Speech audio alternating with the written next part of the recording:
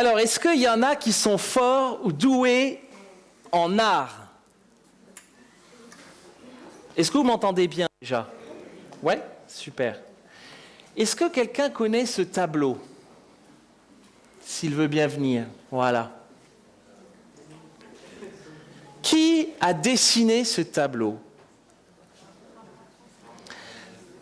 Est-ce que quelqu'un a un tableau comme ça chez lui? L'original? Parce que si vous l'avez chez vous, je veux bien vous voir à la fin du culte. J'ai une petite discussion à avoir avec vous. Ce tableau, c'est Rembrandt qui l'a dessiné au XVIIe siècle. Ah, les téléphones. Mais il n'y avait pas de téléphone à l'époque de Rembrandt. Alors, il a pris ses pinceaux, il a dessiné. Et ça illustre une scène que l'on retrouve dans la Bible. C'est la parabole des deux fils. Et ce tableau, finalement, rappelle, c'est ce que Rembrandt a voulu faire en dessinant ça, nous rappelle l'histoire d'un père et de ses deux fils, qui nous rappelle que tous, on a besoin de Dieu. Et finalement, c'est ce qu'on a entendu déjà ce matin, dans les témoignages de Manon et de José. On a entendu que, quel que soit ce que nous avons fait dans nos vies, de bon ou de mauvais, que nous en ayons conscience ou non, nous avons tous désespérément besoin de Dieu. Et c'est ce que Rembrandt a voulu illustrer au travers de cette peinture également, au travers de ce texte que l'on retrouve dans l'évangile de Luc, que nous allons lire ensemble pour ceux qui ont une Bible, Luc chapitre 15, les versets 11 à 24. Et si vous n'avez pas de Bible, eh ben on vous en offre une avec plaisir. Vous avez juste à lever la main, l'équipe d'accueil viendra vous en donner une. Luc chapitre 15, les versets 11 à 24. Et c'est marrant parce que ce texte, il fait la suite de ce que Patricia a lu de l'évangile de Matthieu avec cette brebis. Il dit encore, c'est Jésus qui parle, un homme avait deux fils. Le plus jeune dit à son père, « Mon père, donne-moi la part de la fortune qui doit me revenir. » Et le père leur partagea son bien. Peu de jours après, le plus jeune fils rassembla tout ce qu'il avait et partit pour un pays lointain où il dissipa sa fortune en vivant dans la débauche. Lorsqu'il eut tout dépensé, une grande famine survint dans ce pays et il commença à manquer de tout. Il se lia avec un des habitants du pays qui l'envoya dans ses champs pour faire paître les pourceaux. Il aurait bien désiré se rassasier des caroubes que mangeaient les pourceaux, mais personne ne lui en donnait. Rentré en lui-même, il se dit « Combien d'employés chez mon père ont du pain en abondance, et moi, ici, je péris à cause de la famine. Je me lèverai, j'irai vers mon père et lui dirai, Père, j'ai péché contre le ciel et envers toi. Je ne suis plus digne d'être appelé ton fils. Traite-moi comme l'un de tes employés. » Il se leva et alla vers son père. Comme il était encore loin, son père le vit et fut touché de compassion. Il courut se jeter à son cou et l'embrassa. « Père, j'ai péché contre le ciel et envers toi. Je ne suis plus digne d'être appelé ton fils. » Mais le père dit à ses serviteurs, « Apportez vite la plus belle robe et mettez-la lui. Mettez-lui une bague au doigt et des sandales pour ses pieds. Amenez le veau gras et tuez-le. Mangeons et réjouissons-nous, car mon fils que voici était mort et il est revenu à la vie. Il était perdu et il est maintenant retrouvé. » Et ils commencèrent à se réjouir. On a l'histoire de deux fils dont le plus jeune ose demander à son père la part de son héritage. Et c'est une demande plutôt assez surréaliste, parce qu'en demandant l'héritage à son père, le jeune fils ne témoigne d'aucune reconnaissance pour les soins et l'amour que son père lui a témoigné. Sa demande est choquante parce que Il oblige certainement son père à se séparer de ses actifs, à vendre ses vignes, à vendre peut-être ses maisons, à vendre ses champs, pour que ce jeune fils puisse récupérer du cash et jouir de la vie comme il l'entend. Sa demande est choquante parce que finalement, en demandant l'héritage à son père, il considère finalement son père comme déjà mort. Et face à ça, la réaction du père est surprenante. Il ne réagit pas comme un père aurait pu le faire devant l'insolence de son fils ou de sa fille. Le texte nous dit simplement, sans rien dire, le père leur partage ses biens. Le plus jeune fils récupère sa part et part loin de chez lui. Il coupe les ponts avec sa famille pour vivre enfin la vie dont il rêvait depuis tellement longtemps, l'indépendance, les soirées, plus de comptes à rendre à quiconque avec des horaires à respecter pour rentrer, les meilleurs hôtels, les prostituées, l'alcool à profusion, un sentiment de pouvoir vivre enfin la vie qu'il voulait. Tu sais, le sentiment José, il est où José ? Il est encore là. Tu sais José, le sentiment que tu avais quand tu allais à Villepinte voir tes potes, c'était un peu ça ce qu'il ressentait son fils. Avec le temps, l'héritage dans lequel il puise tous les jours pour mener cette vie tend à s'amenuiser et à fondre comme neige au soleil, jusqu'au jour où il a tout dépensé. Et on assiste alors à un renversement de situation. Le jeune fils passe d'une vie d'abondance où il a tout ce qu'il faut à la maison, une richesse incroyable, à une vie où il n'a plus rien. Plus rien pour s'habiller, plus rien pour se loger, plus rien même pour manger, à tel point qu'il va finir par même accepter un travail, gardien de cochons. Triste fin d'un homme qui jouissait pleinement de l'amour et des richesses de son père, mais qui, au motif d'indépendance et de liberté, a quitté son père en pensant trouver mieux ailleurs. Une histoire qui ressemble d'une certaine façon à la nôtre. Lorsqu'au motif de notre liberté, de notre refus de dépendre de quelqu'un, nous cherchons alors la véritable paix que Dieu, notre Père, est le seul à pouvoir nous donner, nous la cherchons ailleurs. Alors pour combler le vide d'une vie sans Dieu, on met en place toutes sortes de stratégies. On cherche à remplir ce vide et à combler ce vide par le plaisir de nos sens, par l'hédonisme, par toutes sortes de choses dont on pense que finalement elles nous apporteront la paix dont nous avons besoin. Gérard Mermet, un sociologue français, dira que pour éviter le sentiment de vide et la chute qu'il amorce vers la mort, la tentation est de faire le plein. C'est pourquoi les Français cherchent à remplir leur vie comme ils remplissent leur caddie au supermarché ou leur réservoir de leur voiture.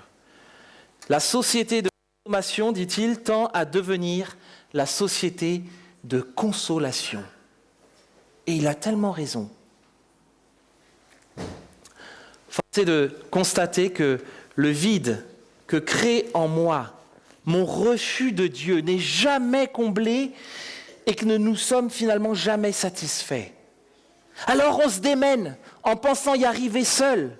On se fatigue, mais la spirale infernale dans laquelle nous nous trouvons absorbée. On écoute ces voix qui nient que la paix que nous recherchons est un don gratuit que Dieu seul est capable de nous donner. Ces voix en dehors de Dieu, c'est le mensonge auquel le péché voudrait nous faire croire. Le péché, vous savez, c'est ce qui nous promet beaucoup de choses, mais qui en réalité finit toujours par nous laisser seuls et asphyxiés au bord de la route. Et c'est ce que le jeune fils, là, dans notre histoire, expérimente. Mais l'histoire n'est pas finie. L'histoire n'est pas finie parce que, rentré en lui-même, il se dit « Combien d'employés chez mon père ont du pain en abondance et moi ici, je péris à cause de la famine. Je me lèverai, j'irai vers mon père et lui dirai « Père, j'ai péché contre le ciel et envers toi. Je ne suis plus digne d'être appelé ton fils, traite-moi comme l'un de tes employés. »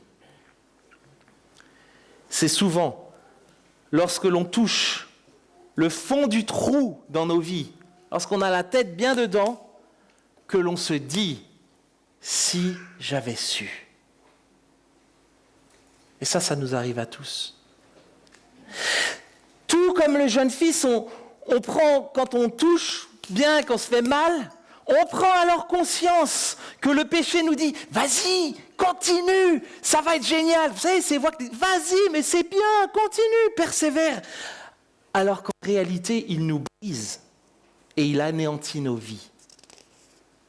Le jeune fils réalise l'ampleur des dégâts que le péché a causés dans sa vie et il est prêt à tous les sacrifices pour revenir chez son père, même prendre le statut d'un employé. À cette époque, il vaut mieux être esclave qu'employé, parce qu'un esclave, il est nourri, il est logé par son maître, alors que l'employé, il vient tous les matins toquer. Est-ce qu'il y a du travail? Oui, non. S'il n'y a pas de travail, il repart. Il n'a pas à manger, il n'a pas de logement, il n'a rien. Il est prêt à revenir, même avec le statut d'employé. Il se leva et alla vers son père. Comme il était encore loin, son père le vit et fut touché de compassion. Il courut se jeter à son cou et l'embrassa. Le fils lui dit « Père, j'ai péché contre le ciel et envers toi. Je ne suis plus digne d'être appelé ton fils. » Et là, il y a, je trouve, deux attitudes qui sont bouleversantes dans ces versets-là. La première, c'est celle du père.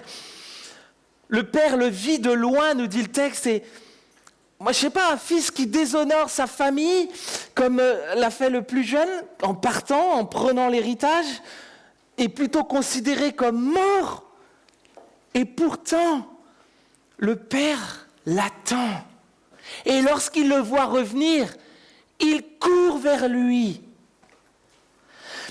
Le père l'embrassa, une marque d'affection d'un père pour son fils. Malgré tout le mal que son fils a pu lui faire, le père l'embrasse. Le père est ému de compassion. Et vous savez, il est ému de compassion parce qu'il a connu finalement le père, l'intensité de la douleur, de la séparation qu'a produit le péché de son fils. C'est parce qu'il a connu cette douleur-là qu'il peut maintenant saisir toute la joie de retrouver son fils qui revient vers lui. Et puis l'attitude du jeune fils aussi est touchante. Parce que le jeune fils revient vers son père et il reconnaît sa faute. Et il ne cherche aucune excuse. Parce que parfois on est souvent là en train de dire pardon, mais il revient vers son père, tout simplement en reconnaissant « J'ai péché contre le ciel et envers toi ». Il n'y a pas de « mais ». J'ai péché contre le ciel et envers toi. Le temps de la repentance, un retour vers Dieu est bien là. La repentance qui va marquer pour ce fils et son père le début d'une belle et joyeuse fête. C'est pour ça qu'il y a de la joie ce matin lorsqu'on célèbre ces baptêmes. Le père dit à ses serviteurs, amenez la plus belle robe et mettez-la lui, mettez-lui une bague au doigt et des sandales pour ses pieds. Amenez le veau gras et tuez-le. Mangeons, réjouissons-nous, car mon fils que voici était mort et il est revenu à la vie. Il était perdu et il est retrouvé. Et ils commencèrent à se réjouir. L'attitude encore du père et les ordres qu'il donne sont surprenants et complètement en décalage avec l'époque encore. Apportez-lui la plus belle robe et mettez-lui à lui. Il s'agit d'un habit luxueux que tout le monde ne pouvait pas se payer. Le père redonne sa dignité au fils. Mettez-lui la bague. La bague, c'est le symbole de l'appartenance à la famille. Le père réintègre son fils dans la famille. Mettez-lui des sandales aux pieds. Vous savez, à cette époque, les sandales, aujourd'hui c'est courant. Une paire de claquettes à 2 € sur le marché, c'est fréquent. Mais à cette époque-là, les sandales, c'était assez cher et finalement, les personnes assez reconnues, assez riches dans les villes pouvaient se payer des sandales. Et finalement, là, le père redonne à son fils toute son importance. Amenez le veau gras et tuez-le. Mangeons et réjouissons-nous. Le veau gras, ça n'est pas le poulet frites du dimanche midi, hein, parce que ça, c'est bien, c'est très bon, mais c'est beaucoup plus que ça. Le veau gras, c'est ce que l'on sort pour les grosses fêtes, pour honorer les convives. Et le père est tellement heureux de revoir son fils qu'il lui redonne tout son honneur. Tuez le veau gras. Mais bien aimés, il y a de la joie lorsqu'un homme ou une femme qui marche dans l'obscurité revient à la lumière. Il y a de la joie lorsqu'une personne revient vers Dieu, notre Père, pour recevoir sa grâce et son pardon. Cette joie, elle ne se trouve pas dans les choses périssables de ce monde, mais elle se trouve solidement ancrée en Dieu, notre Père. Et c'est ce que José et Manon nous ont témoigné et ont également expérimenté. Alors que le péché nous ment, alors qu'il veut nous maintenir dans la honte, dans la crainte et dans la fuite. Ça, c'est le résultat du péché. Dieu, lui, nous libère de l'esclavage du péché en nous associant à la victoire de Jésus-Christ, son Fils, sur la mort.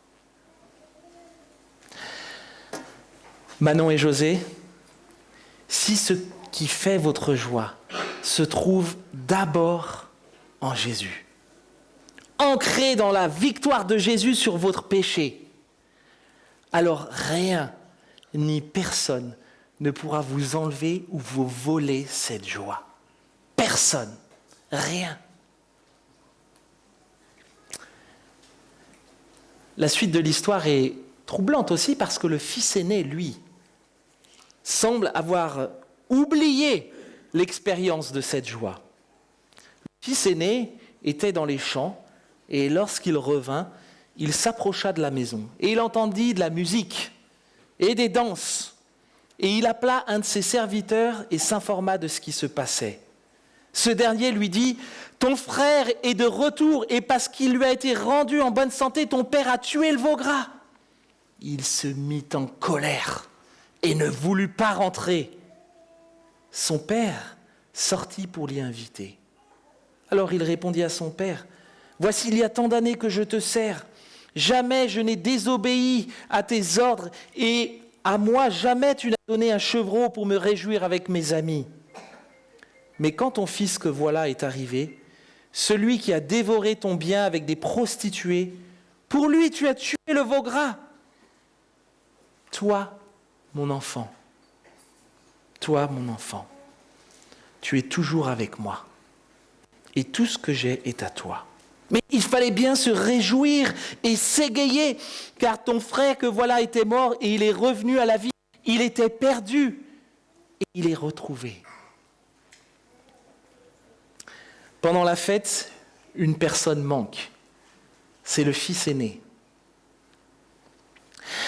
Lorsqu'il rentre et qu'il apprend que son père organise une fête pour se réjouir du retour de son jeune frère, il explose de colère. Il explose de colère parce que pour lui, il est impensable, impardonnable, son frère. Il est pas possible de se réjouir du retour de son frère après ce qu'il a fait subir à son père et à sa famille. Tout comme pour son jeune frère, le père est celui qui va encore à la rencontre. Il est obligé de sortir de la fête pour aller à la rencontre du fils aîné. et l'encourager finalement à rejoindre la fête. Mais le fils aîné refuse de participer à la fête que son père a organisée. Il refuse de rentrer dans la maison pour se réjouir avec son père. Vous savez quoi ? D'une certaine façon, il quitte lui aussi la maison de son père. En réalité, le frère aîné est tout autant aveuglé par son péché que l'était son jeune frère. Il se réfugie derrière une apparente religiosité qui le rassure, mais qui en réalité sonne creux. Et voilà ce qu'il a pu dire à son père. « Père, moi qui respecte les 613 lois de la Torah, moi qui suis fidèle dans le travail pour toi, moi qui n'ai jamais fait honte à la famille ou à qui que ce soit, moi qui ai toujours voulu préserver les intérêts de la famille, moi qui me suis imposé un tas de règles, de principes pour t'honorer, moi qui fréquente l'église tous les dimanches, moi qui pratique le bien et la solidarité avec les plus défavorisés, moi qui, tu n'as pas tué le veau gras pour me réjouir avec mes amis. » La vie du fils aîné a l'air beaucoup plus honorable que la vie du jeune fils. Mais mes bien-aimés, les apparences peuvent être très trompeuses. Car en y regardant de plus près, la vie du fils aîné est finalement très ressemblante avec celle de son plus jeune frère. Pourquoi ? La communion avec son frère est rompue. La communion et la relation avec son père est assombrie. Le frère aîné s'est enfermé dans des fonctionnements qui le rassurent, mais qui en réalité le maintiennent aussi loin de son père. Et on est parfois un peu comme ce frère aîné. On oublie la joie à laquelle nous avons goûté lorsque Dieu nous a saisis. Avec le temps, on s'enferme comme le frère aîné dans un tas de règles, de principes et de traditions qui nous rassurent, mais qui en réalité nous privent de la joie du pardon à laquelle Dieu veut nous associer. Pire, nous devenons comme ces pharisiens. Vous savez, les pharisiens, c'était des docteurs de la loi, des gens d'un parti politique juif très sérieux, il n'y a rien qui dépassait. C'est à eux que Jésus parle. Et voilà ce qu'il dit au verset 1 du chapitre 15. Les pharisiens et les scribes murmuraient et disaient « Oh là là, Jésus accueille des pécheurs et mange avec eux. Ouh là là !» Voilà ce qu'ils disaient. Et Jésus leur répond là. Et finalement, ils ont oublié cette joie-là. Ils ont quitté et refusé de venir dans la fête avec le Père. Et progressivement, la rancœur, la critique, la suspicion et le jugement ont fini par dominer dans leur vie. Le péché était là tout simplement. Sans toujours nous en rendre compte, nous finissons nous aussi parfois à sortir de la maison du Père.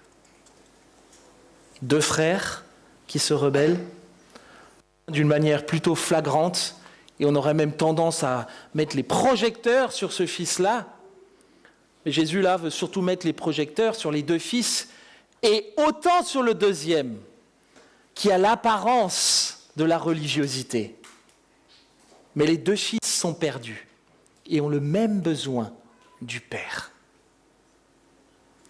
Mais bien aimés, Dieu est notre Père à tous, et il nous invite à nous réjouir avec lui. Et vous savez, pour ça, il paye un grand prix. Un grand prix.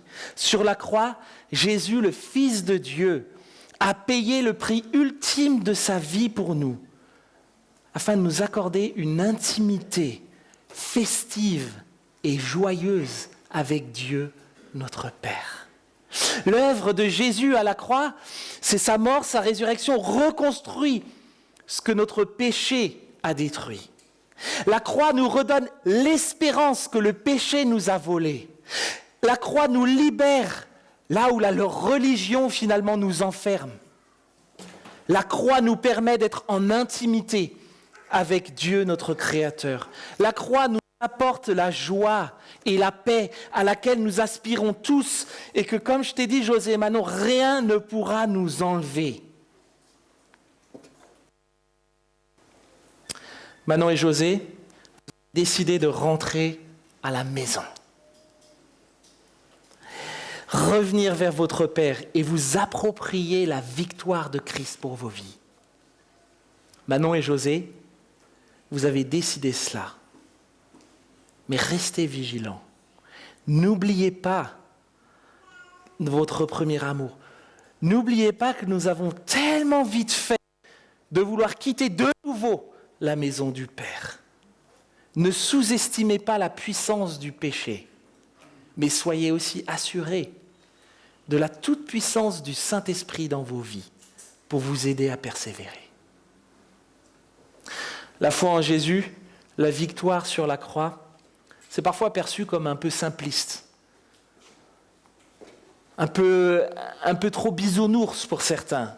On dit c'est trop simple et trop beau pour croire à ça et pour être vrai. Et pourtant, je peux vous assurer que c'est bien une réalité. Dieu t'accueille encore ce matin. Dieu vous accueille ce matin. Dieu n'exige pas que nous soyons parfaits pour revenir à lui. Il nous accueille comme le Père scrutait et accueillit son jeune fils. L'amour de Dieu n'exige pas d'explication sur les motifs de notre retour. Dieu est heureux de nous voir revenir à la maison et de vivre le pardon qu'il t'offre encore ce matin. Que décides-tu de faire de ce cadeau ?